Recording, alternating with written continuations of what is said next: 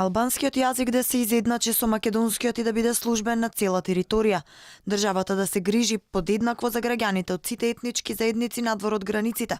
Председателот на државата да не може да го блокира донесувањето на законите и Охридскиот рамковен договор да биде дел од преамбулата на Уставот. Ова се барањата на Беса. Премиерот денеска убедува Касами да ги поддржи уставните измени.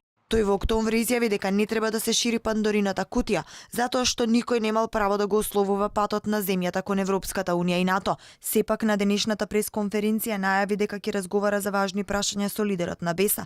Кажа, она што представува резерви кај нив е вредно за разговор. Сакаме да разговараме за сите детали.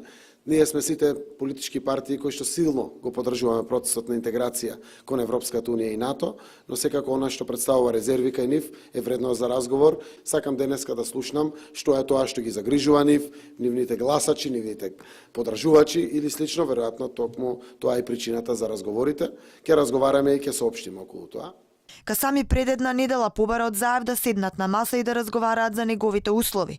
Во спротивно, премиерот ке требал да си барат други гласови за да обезбеди двотретинско мнозинство. До сега немаме таква атмосфера и затоа во моментот, ако вака се продолжи, значи најверојатно мнозинството треба да размислува за да најде уште гласови. Во спротивно, значи ние имаме подготвеност, но премиерот, мнозинството треба да седне со нас и да ги разгледаме нашите барања. Покрај Касаме, премиерот средба ќе има и со представници на Алијанса за албанците. Тие предлагаат да се елиминира редењето на етничките заедници затоа што на тој начин македонскиот народ се издвојувал од другите. Зашто ќе се разговара допрва ќе се види, имајќи во предвид дека Зијадин Села е нервозен поради одлуката за амнестија за настаните во собранието од 27 април.